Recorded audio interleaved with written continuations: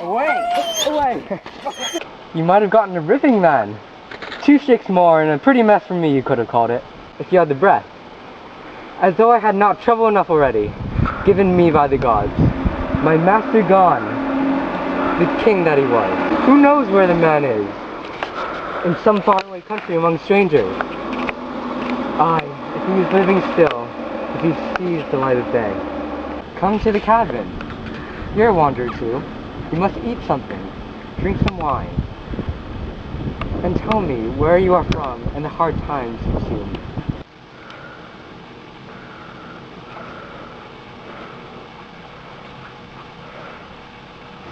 May Zeus and all the other gods give you your heart's desire for taking me in so kindly, friend.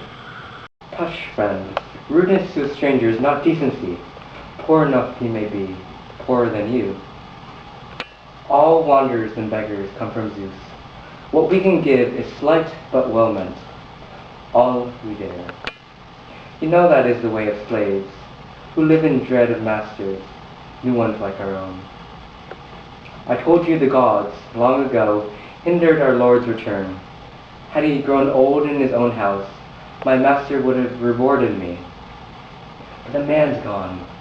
God cursed the race of Helen and cut it down, that wrung the strength out of the knees of many. And he went too. For the honor of Agamemnon, he took ships overseas for the wild forest country of Troy to fight the Trojans.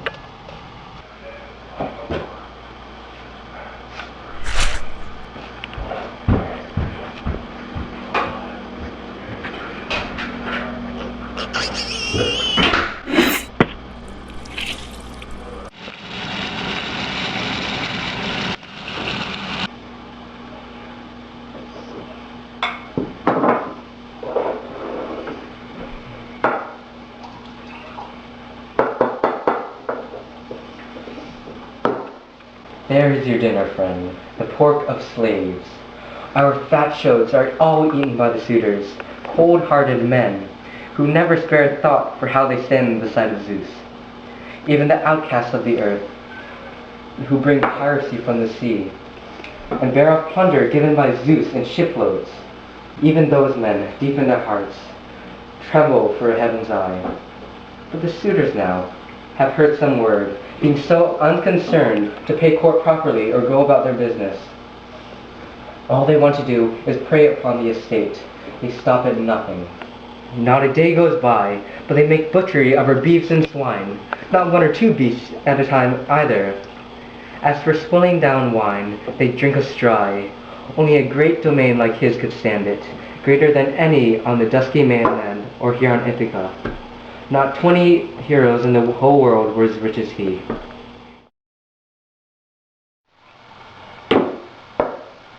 Who is this lord who once acquired you, so rich, so powerful as you describe him? Tell me his name. I may have met someone of that description in my time. Who knows? Perhaps only the immortal gods could say if I should claim to have seen him. I have roamed about the world for so long. Woe, man. His lady and his son will put no stock in any news of him brought by a rover. Wandering men tell lies for a nice lodging, for fresh clothing. Truth doesn't interest them. Every time some traveler comes ashore, he has to tell my mistress his pretty tale, and she receives him quite kindly, questions him, remembering her prince, while the tears run down her cheeks. And that is as it should be when a woman's husband has been lost abroad. No, long ago, wild dogs and carrion birds, most like, laid bare his ribs on land where life had left him.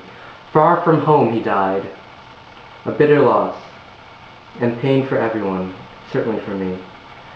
Never again shall I have for my lot a master mild as he was anywhere, not even with my parents at home where I was born and bred.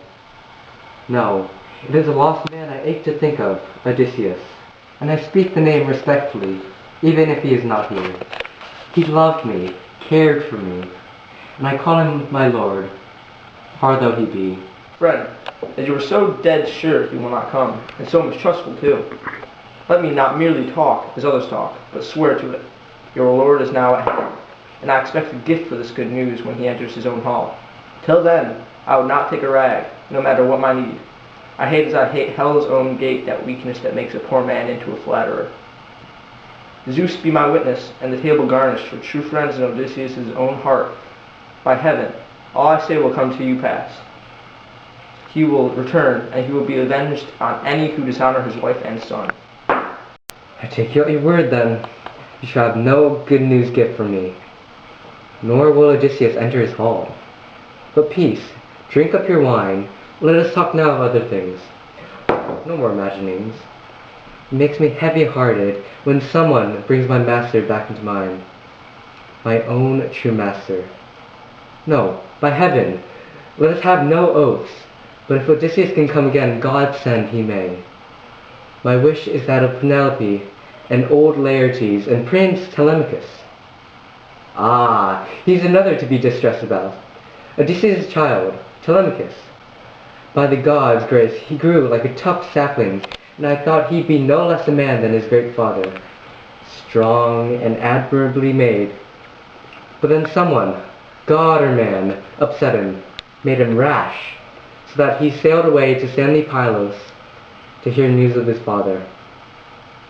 Now the suitors lie in ambush on his homeward track, ready to cut away the last shoot of Arcesios' line, the royal stock of Ithaca. No good dwelling on it. Either be caught, or else Cronion's hand will take him through. Tell me now, of your own trials and troubles, and tell me truly first, for I should know, who are you? Where do you hail from? Where is your home and family? What kind of ship was yours? And what course brought you here? Who are your sailors? I don't suppose you walked here on sea. I might take all this year to tell my story, and never end tale of the misadventures that wore my heart out by God's will. My native land is the wide seaboard of Crete, where I grew up.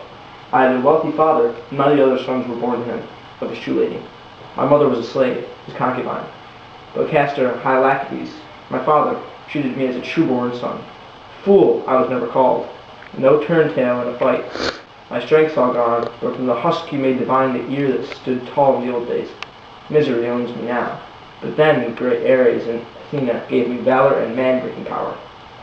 Whenever I made choice of men at arms to set a trap with me for my enemies, never, as I am a man, did I fear death ahead, but went in foremost in the charge, putting a spear through any man whose legs were not as fast as mine. That was my element, war and battle. Farming I never cared for, nor left a home, nor fathering fair children. I reveled in long ships with oars. I loved polished lances, arrows in the skirmish, the shapes of doom that others shake to see. Carnage suited me.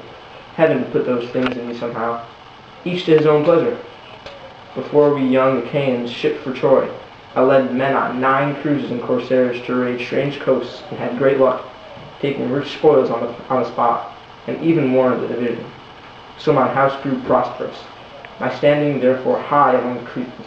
Then came the day when Zeus, who views the wide world, drew men's eyes upon that way accursed that wronged the manhood from the knees of many. Everyone pressed me, pressed King Idomeneus to take command of ships for Ilion. No way out. The country rang with talk of it. So we Achaeans had 9 years of war. In the 10th year we sacked the inner city, Priam's town, and sailed for home. But heaven dispersed the Achaeans. Evil days for me were stored up in the hidden mind of Zeus. 1 month, no more, I stayed at home in joy with children, wife, and treasure. Lust for action drove me to the sea then, in command of ships and gallant seamen bound for Egypt. 9 ships I fitted out. My men signed on and came to feast with me, as good shipmates, for 6 full days. Many a beast I slaughtered in the gods' honor for my friends to eat. Embarking on the 7th, we hauled sail and filled away from Crete on a fresh north wind effortlessly, as boats will glide down the stream. All rigging whole and all hands well, we rested, letting the wind and steersman work the ships. For 5 days. On the 5th, we made the delta. I brought my squadron up into the riverbank with one of carrying up the sweeps. There, heaven knows, I told the men to wait and guard the ships while I set out patrols to rise and ground. But reckless greed carried them all away to plunder the rich bottomlands. They bore off wives and children, killed what men they found. When this news reached the city, all who heard it came at dawn. On foot they came, and horsemen, filling the river plain with dazzle of bronze. And Zeus, lord of lighting, threw my men into blind panic.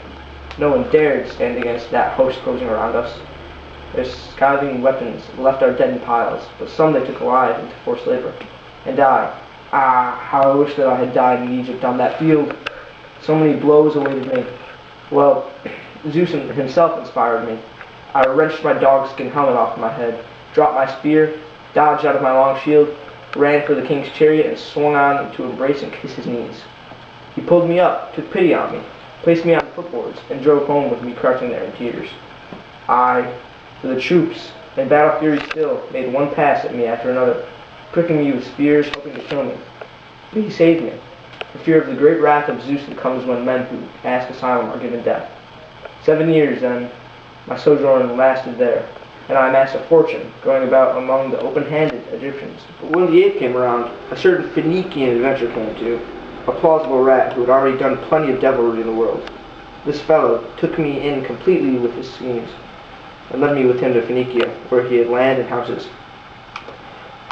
1 full year I stayed with him, to the month and day, and when fair weather came around again, he took me in a deep-sea ship for Libya, pretending I could help him in the cargo trade. He meant, in fact, to trade me off, and get a high price for me. I could guess the game, but I had to follow him aboard. One day on course due west, off Central Crete, the ship caught a fresh norther, and we ran southward before the wind while Zeus piled ruin ahead. When Crete was out of sight astern, no land anywhere to be seen but sky and ocean, Cronion put a dark cloud in the zenith over the ship, and gloom spread on the sea. With crack on crack of thunder, he let fly a bolt against the ship, a direct hit, so that she bucked, in sacred fumes of sulfur, and all the men were flung to the water. They came up around the wreck, bobbing a while, like petrels on the waves. No homecoming for these, from whom the god had turned his face. Stunned in a smother as I was, yet Zeus put into my hands the great mast of the ship, a way to keep from drowning. So I twined my arms and legs around it in the gale. I stayed afloat 9 days. On the 10th night, a big surf cast me up in Thesprotia. Phaedon the king there gave me refuge nobly. With no talk of reward, his son discovered me, exhausted and half dead with cold, and gave me a hand to bear me up till he reached home, where he could clothe me in a shirt and cloak. In that king's house I heard news of Odysseus, who lately was a guest there, passing by the treasure that Odysseus had brought. Bronze, gold, and iron wrought with heavy labor. In that great room I saw enough to last Odysseus' heir for 10 long generations. The man himself had gone up to Dodona to ask the spelling bees of the cold oak, the willed god. How to return, that is, to the rich realm of Ithaca after so long an absence. Openly, around the quiet, and tipping wine out, Phaedon swore to me the ship was launched. The seamen stand by to take Odysseus to his land at last. A passage first for me. Thesprotians were sailing, as Lacadia, for Dulichion, the grain-growing island. There, he said, they were to bring me to the king, Acastos. Instead, that company saw fit to plot foul play against me and my wretched life. There was to be more suffering. At sea, then, when land lay far astern, they sprang their trap. They'd make a slave of me that day, stripping cloak and tunic off of me, throwing around the dirty rags you see before you now. At evening, off the fields of Ithaca, they bound me, lashed me down under the decking with stout ship's rope, while they all went ashore in haste to make their supper on the beach. The gods helped me to pry the lashing loose until it fell away. I wound my rags in a bundle I had to ease myself down the smooth lading plank into the water, up to the chin, then swam an easy breaststroke out and around, putting that crew behind. And I went ashore in underbrush, a thicket, where I lay still, making myself small. They raised a bitter yelling, and I passed by several times. When further groping seemed useless to them, back to the ship they went, and out to sea again. The gods were with me, keeping me hid. And with me, then they brought here to the door of one who knows the world. My destiny is yet to live a while. Well, poor drifter, you've made me sad for you, going back over it. All your hard life and wandering. That tale about Odysseus, though, you might have spared me. You will not make me believe that. Why must you lie, being the man that you are, and all for nothing? I can see so well what happened to my master sailing home.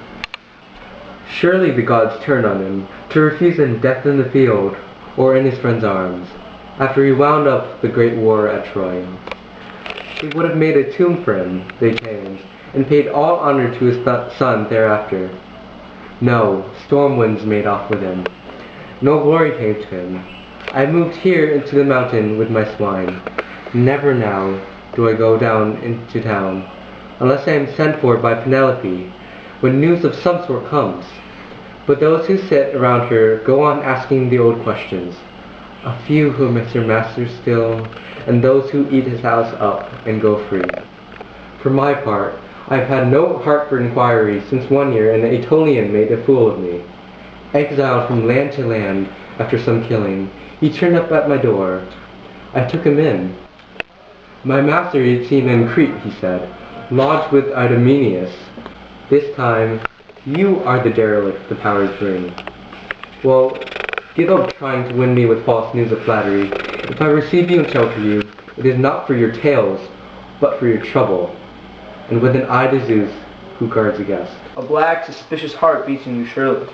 The man you are, not even an oath could change you. Come then, we'll make a compact. Let the gods witness it from Olympus, where they dwell, upon your Lord's homecoming, if he comes here to this very hut, and soon. You give me a new outfit, shirt, and cloak, and ship me to Dulichion. I thought it a pleasant island. But if Odysseus fails to appear as I predict, and swish, let the slaves pitch me down from some high rock, so the next poor man who comes will watch his tongue. Friend, if I agreed to that, a great name I should acquire in the world for goodness. At one stroke and forever, your kind host who gave you shelter in the hand of friendship, only to take your life the next day. How confidently after that should I address my praise to Zeus, the son of Cronus? It is time now for supper. My young herdsmen should be arriving soon to set about it. We'll make a quiet feast here at our hearth. Men, bring in our best pig for a stranger's dinner.